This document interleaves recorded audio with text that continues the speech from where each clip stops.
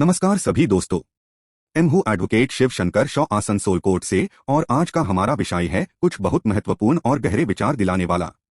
अक्सर हम सुनते हैं या देखते हैं कि किसी व्यक्ति ने अपने आप को बचाने के लिए किसी दूसरे व्यक्ति को नुकसान पहुंचाया है। और ये सवाल आता है कि क्या कोई सेल्फ डिफेंस में किसी की जान ले सकता है। दोस्तों, ये एक बहुत ही गंभीर विषय है और इस पार समाज में बहुत से मत भिन्नता है। हमें समझना चाहिए कि सेल्फ डिफेंस का मतलब होता है अपने आप को किसी भी खतरे से बचाने का यत्न करना। लेकिन इसका अर्थ ये नहीं है कि हम किसी को भी बिना किसी प्रकार के खतरा के मानते हुए नुकसान पहुंचाएं।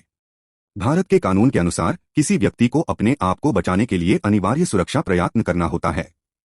लेकिन इस सुरक्षा प्रयत्न को व्यक्ति के ध्यान में रखते हुए समय, स्थिति और उपयुक्तता का ध्यान रखना भी आवश्यक है। इसका अर्थ ये है कि अगर किसी को खुद को बचाने के लिए किसी अन्य व्यक्ति को चोट पहुंचानी पड़ती है तो ये केवल अंतरीकरण में व्यक्ति के स्वार्थ के लिए होना चाहिए और उसका प्रयोग एज अ लास्ट रिसोर्ट हाई करना चाहिए।